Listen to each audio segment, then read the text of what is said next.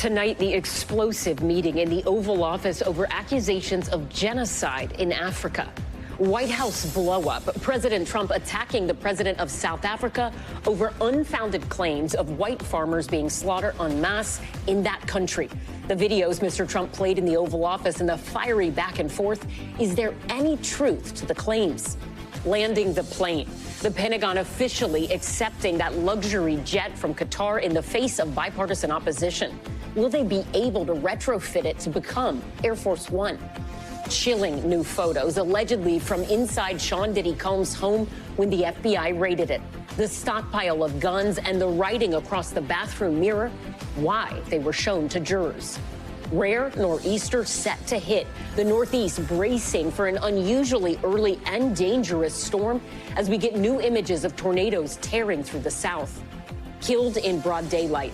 The new surveillance video of two top aides to Mexico City's mayor being gunned down, the killer running off. Elephants snuck out.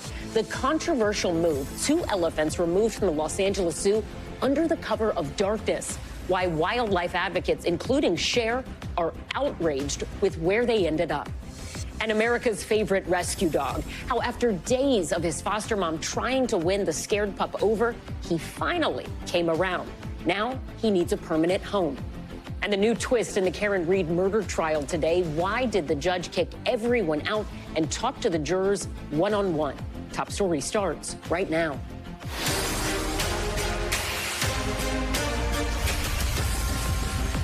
Good evening. I'm Ellison Barber in for Tom Llamas. Tonight, the heated confrontation inside the Oval Office. President Trump locked in a tense exchange with South African President Cyril Ramaphosa over unfounded claims that there is a genocide against white farmers in South Africa. The dramatic moment playing out after a reporter asked President Trump about the U.S. decision to admit white South Africans as refugees. Then the president taking this unusual step, asking an aide to dim the lights and play this video on a TV monitor with clips that claim to support his allegations. South Africa's president forcefully denying the accusations. And just 2 months ago, a South African court dismissing claims of a white genocide, ruling that the assertion is, quote, not real. Plus, the other major headline today, the Trump administration formally accepting a luxury jet from Qatar to use as Air Force One. The criticism over the move and the arduous task to transform that plane to make it fit for a president. We begin with NBC's Peter Alexander at the White House.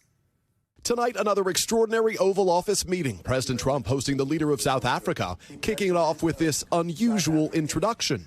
President Ramaphosa, and he is a man who is certainly in some circles really respected, other circles a little bit less respected, like all of us, in all fairness, like all of us. We all like that. The meeting quickly turning into a tense confrontation. President Trump accusing South Africa's black majority government of not doing enough to protect white minority farmers from racial persecution. They're white farmers, and they feel that they're going to die. And after amplifying unsubstantiated claims of genocide, the president was asked if he believes it's happening. I haven't made up my mind. I hate to see it from the standpoint of South Africa. The Trump administration this month fast-tracked 59 white Afrikaner refugees to become American citizens, despite effectively banning others, including Afghans, many of whom had risked their lives to help U.S. forces. Today, I pressed President Trump why it's appropriate to welcome white Afrikaners when other refugees have had their protected status revoked. We've had tremendous complaints about Africa, about other countries too, from people. They say there's a lot of bad things going on in Africa, and that's what we're going to be discussing today. When you say we don't take others, all you have to do is take a look at the southern border. The president was then asked what it would take to convince him there was no white genocide. Ramaphosa jumping in. It will take President Trump listening to the voices of South Africans, some of whom are his good friends. Then, in an unprecedented move, President Trump directed an aide to play a video for the visiting president. Excuse me, turn the lights down. Turn the lights down. Showing South African opposition leaders calling for violence against white farmers. You are cutting the throat of whiteness. And alleged burial sites. I'd like to know where that is, because this I've never seen. Okay. I mean, it's in South Africa. That's we need to find out. These These are people that are officials, and they're saying that kill the white farmer and take their land. Ramaphosa saying he strongly rejects the messages in the video. Our government policy is completely against what he was saying. Acknowledging violence, including in rural areas, but saying most crime victims are black. There is criminality in our country. People who do get killed, unfortunately, through criminal activity are not only white people. Majority of them are black people. NBC's chief White House correspondent Peter Alexander joins us now from the North Lawn. Peter, the G20 is scheduled to be there in South Africa later this year. Yeah. What did he say about that? It's a good question, Allison. President Trump today would not commit to attending that G20 summit that, as you note, is set to be held in Johannesburg this November, saying without the U.S. that the G20, which, of course, is a gathering of some of the world's largest economies, is, in the president's words, not very important. South Africa's president tonight saying that the U.S. helped form the G20 and saying it is important that the U.S. continues to play a key role there. Allison. Peter Alexander, thank you. Let's bring in Josh Rogan. He is the lead global security analyst for Washington Post Intelligence. Josh, thank you for joining Top Story. Let's start with what President Trump has said. How is genocide typically defined, and is there any truth to Trump's claims of a genocide against white South Africans? Right, great question. The determination of genocide can be based on a number of legal factors, but the U.S. government has its own process to determine which things are a genocide. For example, the Trump administration and Biden administration said that the Uyghur repression in China is a genocide. The Rohingya repression in Myanmar is a genocide. But there's been no process at all, at least that anyone's aware of, to examine the plight of white Afrikaners in South Africa as a genocide. And there's no evidence that anyone's seen, despite whatever was in that video, that there's a genocide going on against white Afrikaners in South Africa. They're simply not supported by any reality. Now, of course, the white Afrikaners have grievances, and there is violence, and there's violence on the other side, too. But as far as a legal or even informal allegation of genocide, the evidence is just not there. So, Josh, do we know where these claims originated from and why the president has seemingly become fixated on them? Right. Well, we don't know for sure, but this idea of the repression of white Afrikaners has been popular in parts of the American far right for a long time, and now amplified by South African Americans that are close to Trump, including Elon Musk, including White House AI czar David Sachs, and others, and Gary Player, who used to coach Trump on in golf. And these are the types of people from South Africa Donald Trump has interacted with over the years. So he believes them despite the fact that this is not true.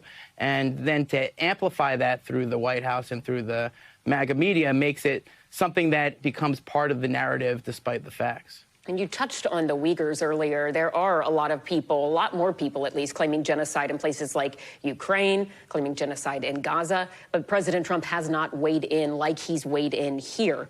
Why do you think that is? Well, Senator Tim Kaine pressed Secretary of State Marco Rubio on that exact question at yesterday's Senate Foreign Relations Committee hearing, and he alleged that it's pretty obvious to Senator Tim Kaine that the white refugees are getting priority and the non-white refugees are not. Of course, Secretary of State Rubio denied that vehemently and said that the white Afrikaners were being invited to skip the line out of a national security interest that he failed to really define. So we can't be sure exactly what it's in President Trump's mind, but it's pretty clear that in the hierarchy of refugees being admitted to the United States, Donald Trump has put the white Afrikaners at the very top and everyone else at the bottom. Josh Rogan, thank you. We appreciate your time and insights. Anytime. More major news out of the White House today. The Pentagon announcing it's officially accepted a luxury jet plane from Qatar for President Donald Trump to use as the new Air Force One. But the gifted Boeing 747 drawing both security and ethical concerns from lawmakers on both sides of the aisle. NBC's Courtney Kube joins us now. Courtney, talk to us about this decision. We know it's controversial, but the administration says it is completely legal. Yeah, controversial on both sides of the aisle, too, Ellison. So what we learned today from a statement from the Pentagon is that, in fact, the Air Force has accepted this Boeing aircraft that will ultimately serve as an Air Force One. But that's about all the detail we have. Now, what we know from defense officials is that the Air Force is still working on who will actually have the contract to refurbish that aircraft. You mentioned security concerns here. Remember, this was a standard luxury aircraft, but to actually serve as Air Force One, it needs a lot more than luxury. It needs security protocols, things like being able to defend against a missile, being able to defend against an electromagnetic pulse. It needs to have the most secure communication systems of really any aircraft just about in the world. So the president has the ability to always maintain secure encrypted communications and always maintain nuclear command and control as he needs to as the president of the United States. But that's not it, Ellison. Even before they can begin installing these new things, they're going to have to essentially strip that aircraft down and search to make sure that there are no listening devices, no surveillance equipment on there, so that all those secure communications are not in any way compromised. All of that is going to take months, if not years, and some of the estimates we're hearing are at least $1 billion. But all of that at this point is still unclear. The Air Force is really at the beginning of this entire process. All right. NBC's Courtney Kuby at the Pentagon there. Thank you. Prosecution releasing new photos today in the federal case of Sean Diddy Combs, showing the guns, baby oil, and drugs federal agents say they discovered in the raid of the music mogul's Miami home. The man who led that operation taking the stand today as the prosecution ramps up its efforts to paint Combs as the head of a criminal enterprise. NBC's Chloe Malas reports. Tonight, a new look inside the raided Miami mansion of Sean Diddy Combs. Heavily armed teams searched two of Combs' properties last year ahead of his arrest. Special Agent Gerard Gannon led the search team in Miami, testifying they found guns, including 2 dismantled AR-15s. This bin contains 25 bottles of baby oil and a Gucci bag, which he said included evidence of cocaine, ketamine, and MDMA. The new images and testimony are the latest effort by the prosecution to convince the jury that Combs is guilty of racketeering, alleging that he used his business empire to help commit and conceal criminal activities. Prosecutors have alleged in the indictment that Combs and others had this criminal enterprise. And one of the means and methods of carrying out the crimes of this criminal enterprise was using firearms, drugs, all of these things that we now see the government introducing as evidence. The jury also hearing from forensic psychologist Dawn Hughes, who has worked on high-profile cases, including actor Amber Heard's defense in the 2022 defamation suit filed by Johnny Depp. She testified about why many victims of abuse stay in relationships. Her testimony coming just days after Combs' ex-girlfriend, Cassie Ventura, said that he subjected her to years of violent abuse. The defense team has acknowledged Combs' temper and moments of violence, but his lawyers say his actions are not federal crimes and that sex was consensual. Combs has pleaded not guilty to all the charges. And Chloe Malas joins us now from outside that courthouse in downtown Manhattan. Chloe, rapper Kid Cudi is expected to testify as early as tomorrow. Yes, and this is incredibly significant because this will be the first time that we've heard from him since Cassie Ventura initially named him in her 2023 civil lawsuit, in which she claims that Sean Combs was incensed when they briefly were dating, when she and Combs had a break in their relationship. And she claims that Combs actually blew up his car in a fit of rage. Now, Kid Cudi had confirmed this to the New York Times, but New York prosecutors, they claim that Combs orchestrated a Molotov cocktail to be dropped inside his convertible. So I'm expecting that we're going to hear more about that when he takes the stand tomorrow. Ellison? Chloe Malas, thank you. And we're following the severe weather sweeping across parts of the country tonight and the devastating aftermath of those deadly tornadoes ripping through multiple states. Homes and neighborhoods just completely destroyed, making this tornado season one of the most destructive in nearly 15 years. NBC's Priya Shrithar is on the ground. Huge tornado right now. Fierce tornadoes ripping across the Tennessee Valley overnight, sending debris flying. It's throwing trees in the air. And knocking out power for thousands in Alabama and Tennessee. Oh my gosh, that's a freaking tornado. 13 tornado reports in 4 states last night. Today in Kentucky, cleanup efforts underway. A massive EF4 tornado killed 19 people. There it goes. In Alabama, a tornado tearing the roof off of Gary Kennedy's home. Normally, I'm somebody that volunteers. Somebody helping me is kind of I'm not used to that. So it's touching to have that much help. In Madison County, everything you've ever worked for your whole life is scattered all over the community now, you know, in the matter of just minutes. The Gibson family lost everything. All of this can be replaced. I've got my wife, my kids, everybody's good, so that's, at the end of the day, that's the most important thing. And in St. Louis, the head of the city's emergency management agency placed on leave with new procedures in place after a failure to set off sirens over the weekend to alert residents. Let me be clear, SEMA exists to alert the community when severe weather is coming. This office failed to do that in the most horrific and deadly storm that our city has experienced in my lifetime. And Priya Sridhar joins us now from Gurley, Alabama, which is just east of Huntsville. Priya, you visited with families there today. You saw the sheer scope of this storm system. What else have you heard from residents and also local officials? Yeah, that's right, Allison. Well, if you look behind me here, this is just a glimpse of the destruction that we've seen in this area.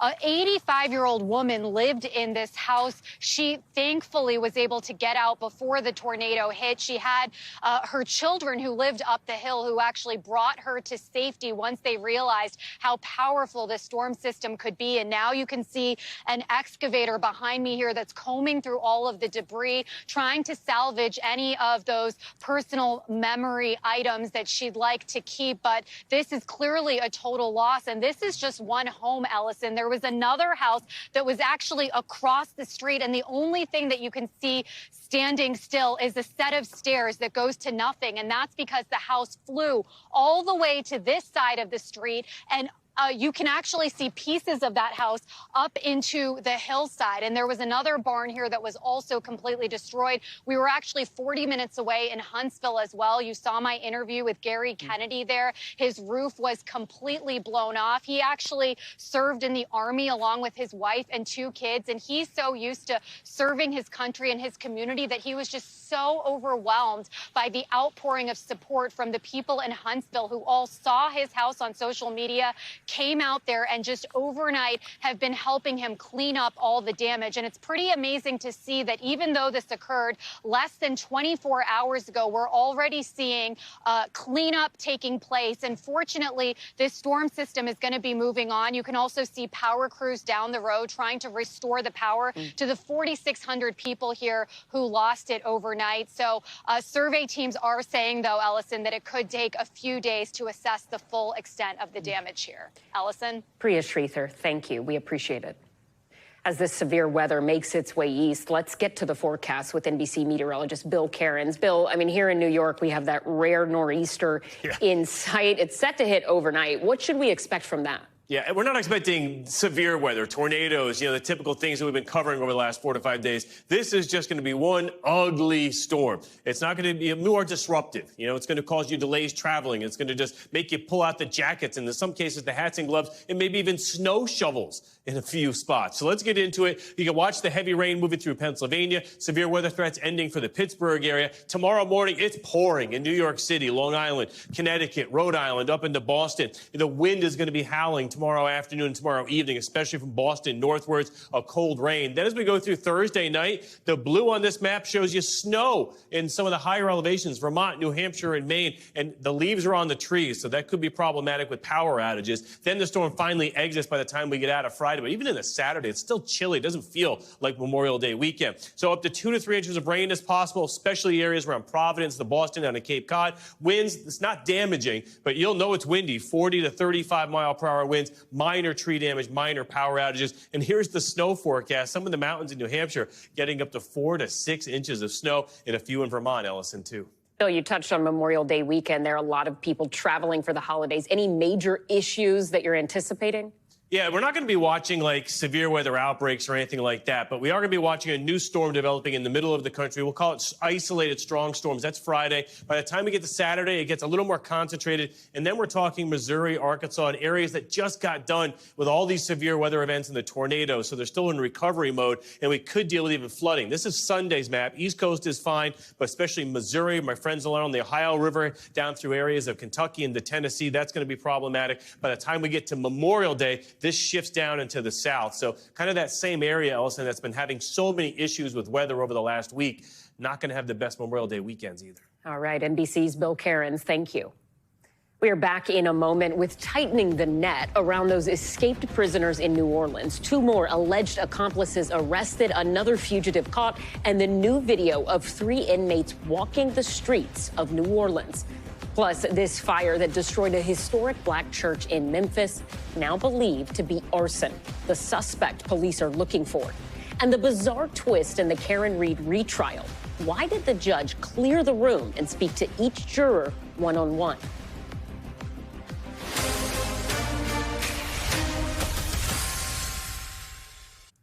We're back now with the latest on the manhunt for those escaped inmates in New Orleans. There were 2 new arrests today of people accused of helping the fugitives as officials announced they caught another escapee. That is 5 captured with 5 others still at large. Our Ryan Chandler is on the ground in the Big Easy as law enforcement ramps up their search. Tonight, 2 new arrests connected to the urgent manhunt for New Orleans fugitives. State police say Courtney Harris and Corvante Baptiste aided some inmates after their brazen escape. They say before the breakout, Harris used a phone to contact an inmate who remains at large and say she transported 2 escapees to multiple locations. They're both still on the run. They say Baptiste used a phone and social media to contact and deliver food to an inmate who has since been captured. Both are now facing felony charges of their own. The level of fear is high, as it should be. Everyone needs to be on high alert. New video shows 3 of the men wandering around a New Orleans alley shortly after their escape. 5 fugitives are still on the run, including a convicted killer. At this very moment, they're comparing all faces. The search aided by more than 200 facial recognition cameras across New Orleans. At Project NOLA, this nonprofit's command center scans the city's hotspots. The French Quarter here, Canal Street in front of the cathedral. Automatically alerting certain authorities when a face matches a mugshot. As soon as we received the data from the Orleans Parish Sheriff's Office, it only took us about 3 or 4 minutes to do the data entry. And literally, we hit enter and ding, ding, ding, we start getting the first alerts. There were 2 escapees in the French Quarter. He says Project NOLA's cameras helped authorities capture one of the escaped inmates. Has it ever made a mistake? For the last 2 years, we've been 99% accurate, regardless of skin complexion and lighting conditions. Some civil rights groups scrutinizing the technology. The New Orleans Police Department even opting out of the program's auto alert system. But Project NOLA says it's perfectly legal. State and federal law enforcement continuing to utilize it, scanning for these 5 faces as the manhunt continues. Ryan Chandler joins us now from New Orleans. So, Ryan, we know 1 jail worker has been arrested for allegedly helping these inmates escape. I understand you have some new information from his attorney tonight.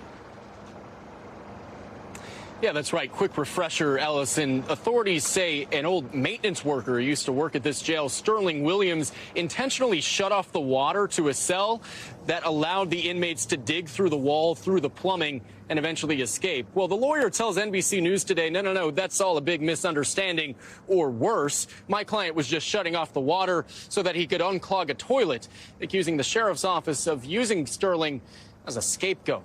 Allison? Ryan Chandler, thank you. When Top Story returns, the strange twist in the Karen Reed trial, why the judge had to talk to each of the jurors one-on-one, plus elephants secretly moved, why the LA Zoo moved these 2 elephants out when no one was looking, and why some are so upset about where they ended up.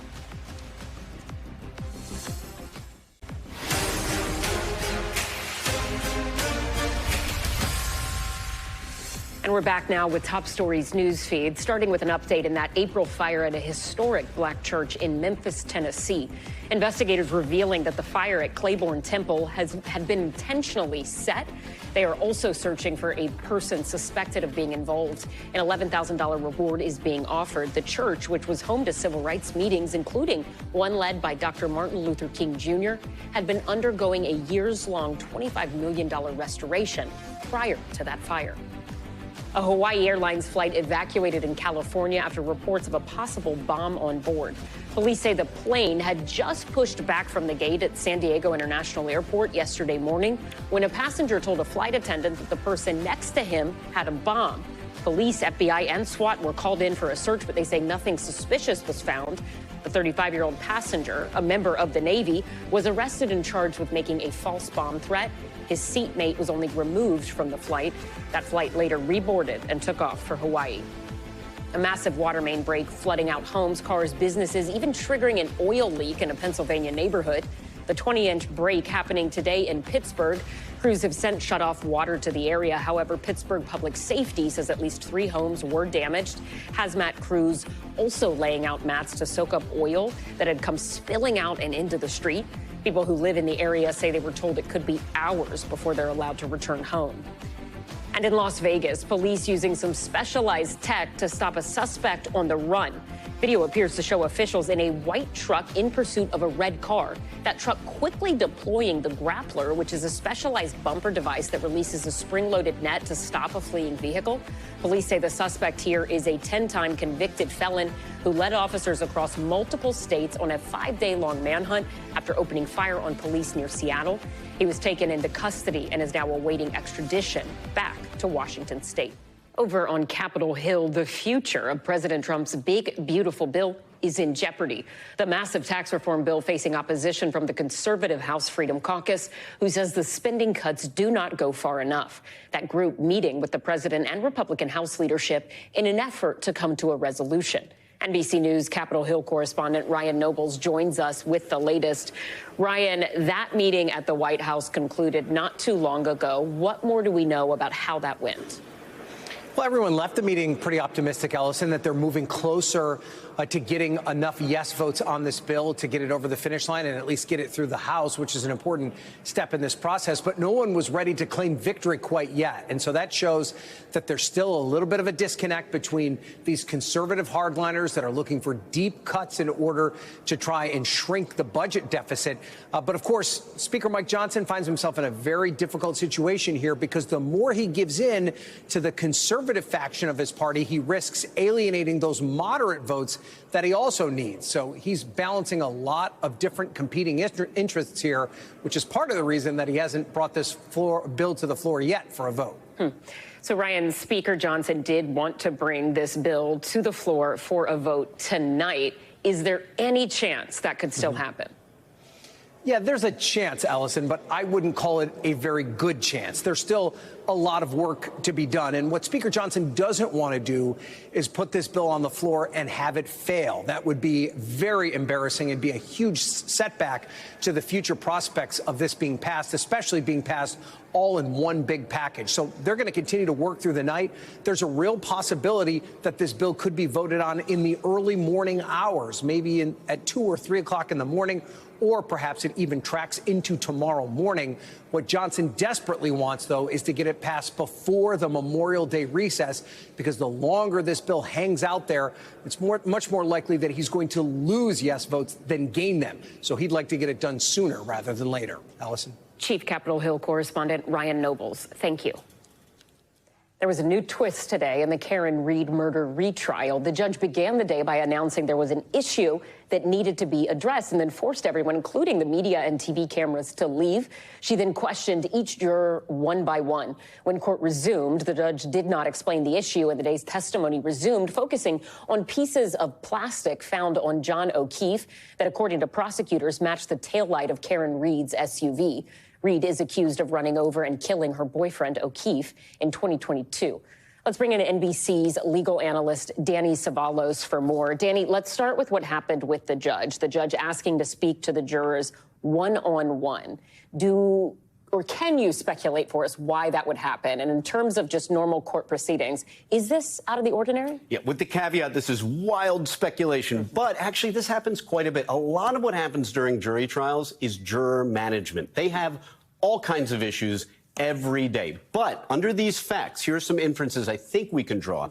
If you have to get all the jurors together, separate them and question them, then maybe one of a couple things happened. Either some outside piece of information may have infiltrated the jury room and you need to see who has been tainted, or maybe more often, there's word that gets back to the judge that one of the jurors is kind of misbehaving or talking or suggesting they may have looked at something or read something. Again, I'm just speculating. So what you have to do is kind of separate each of them and ask them, is there an issue and how much have you learned and is there any problem that we need to address? We can presume, because they went forward with trial, and I don't believe any jurors were dismissed, that whatever it was resolved to the judge's satisfaction. Okay.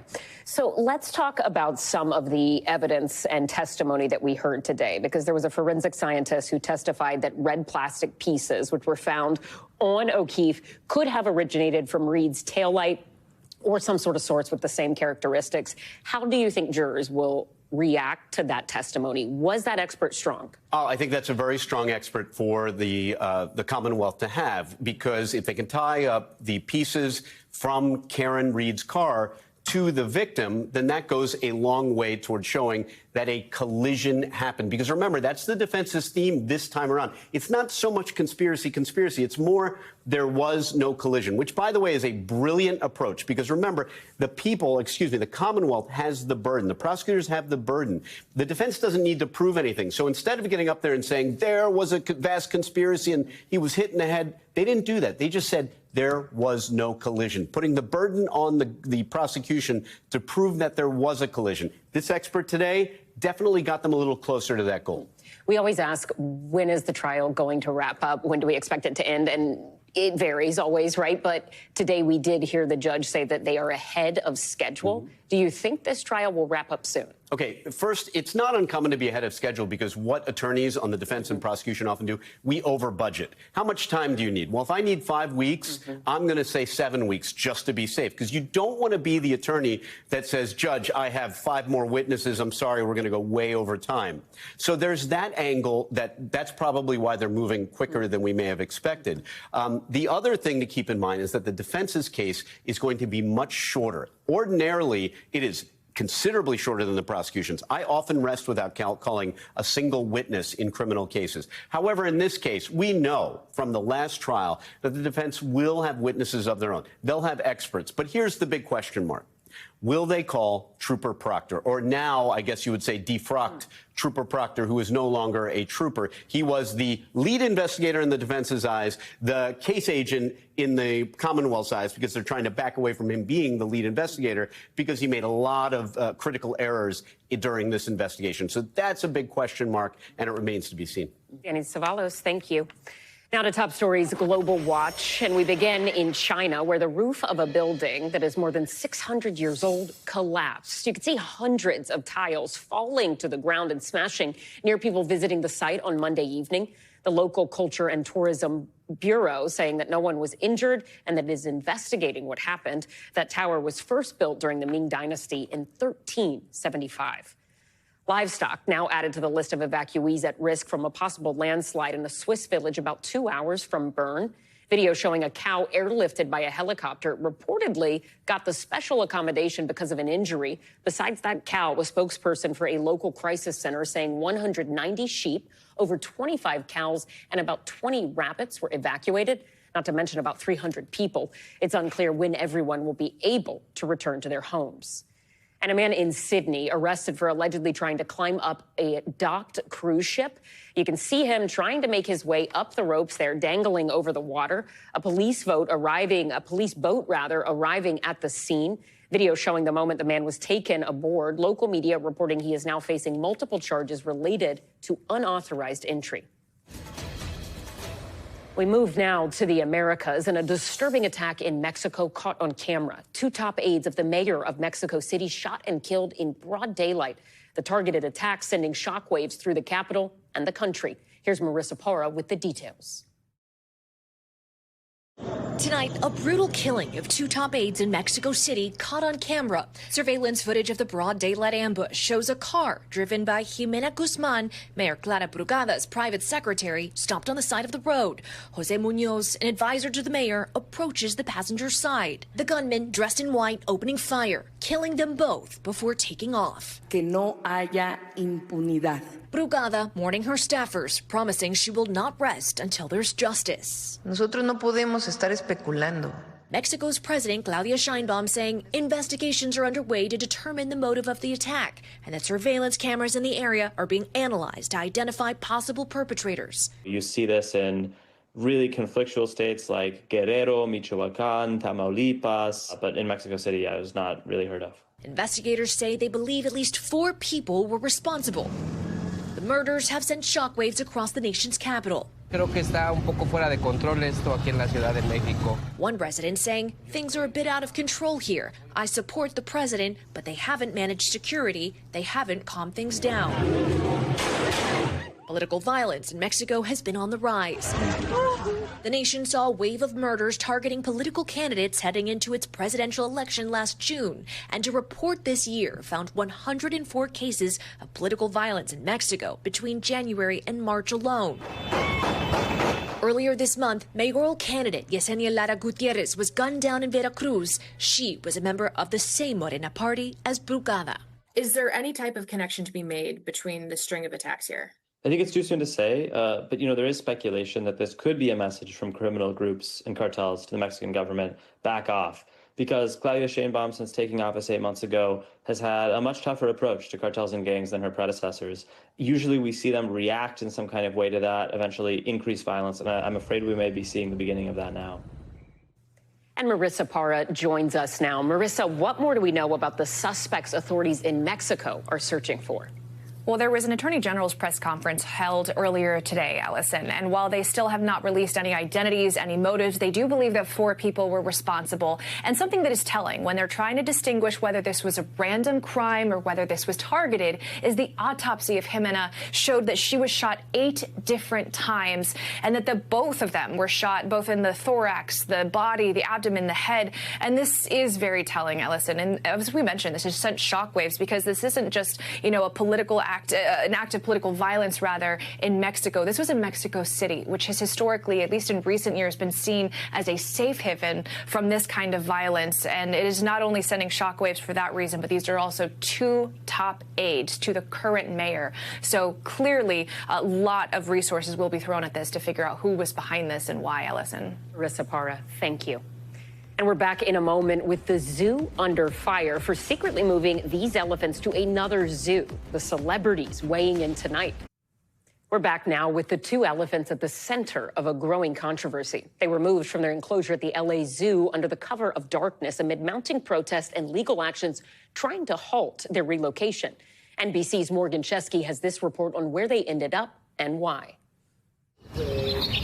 Tonight, outrage over the relocation of 2 elephants moved under the cover of darkness out of the Los Angeles Zoo. The Tulsa Zoo confirming Asian elephants Billy and Tina completed a 26-hour journey to its facilities.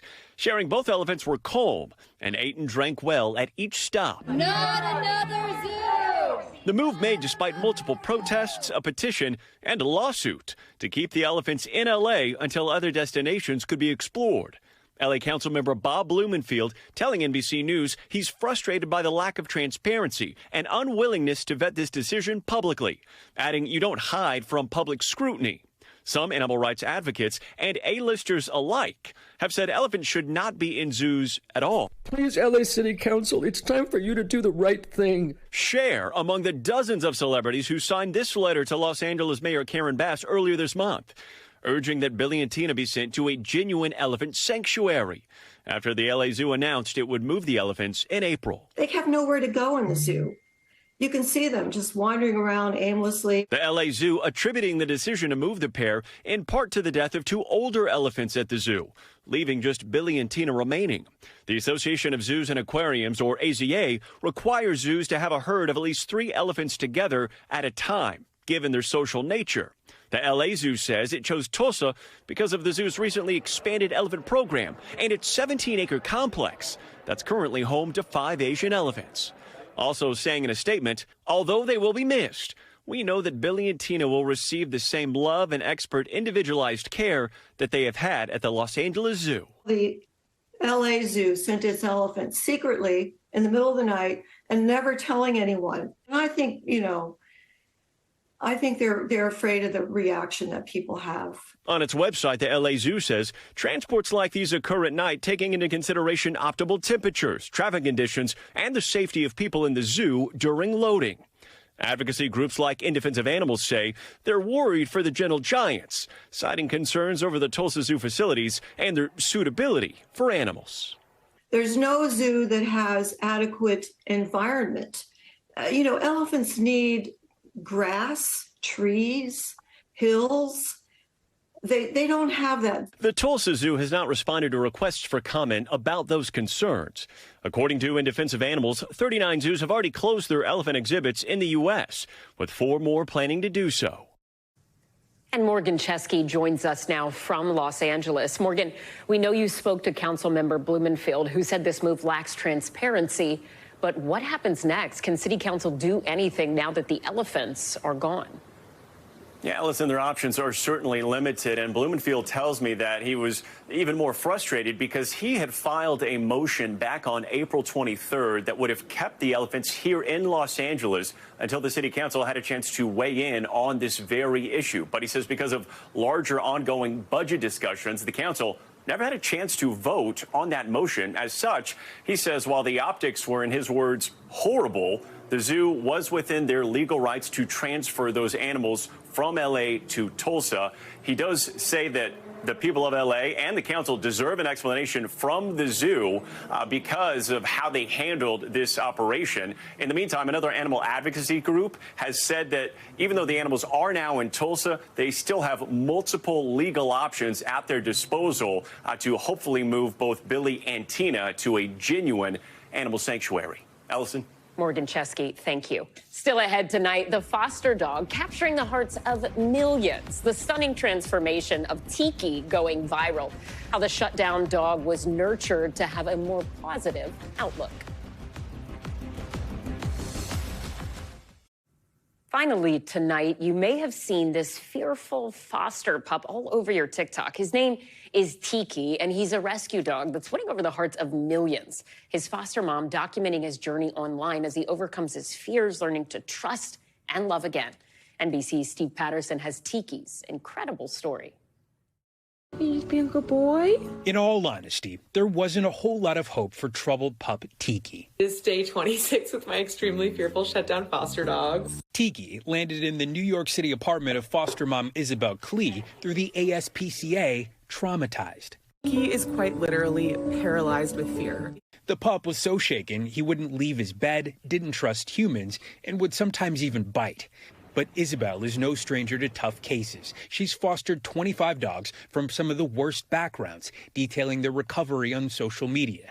Her work so impactful, she was profiled on Today. Fostering is the most rewarding thing I've ever done in my entire life. But there's something special about Tiki that took the internet by storm. Millions following every little development, from those first few steps into Isabel's Brooklyn apartment to the first time he accepted food. I know this might not look like a huge step, but it is. And a breakthrough on day 13. Last night, we officially pet Tiki for the first time. Tiki quite literally making leaps and bounds. Oh, here comes Tiki. Tiki! Oh my gosh. Wow. He's come a long way. Look at that. I know. He just crawled onto my lap. From where you started, I mean, what is it like to be able to have him in your lap while you're talking to me?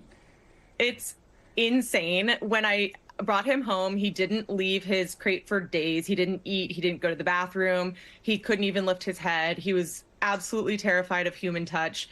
And every single day, he gets braver and braver. Clearly, Tiki still has a long journey ahead, but the love and care provided by Isabel is the head start he never would have had. The heartwarming saga leading a lot of fans to one question. Is there any chance you're going to keep him?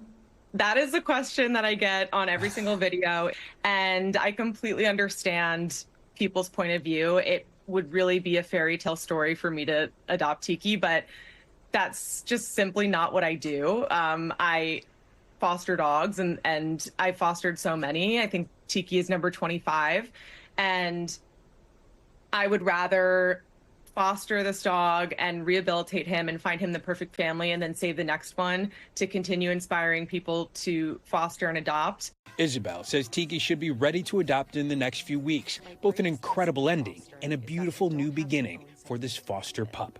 Bye, Tiki. Steve Patterson, NBC News. Thanks so much for watching Top Story. I'm Ellison Barber in New York for Tom Llamas. Stay right there. More news is on the way.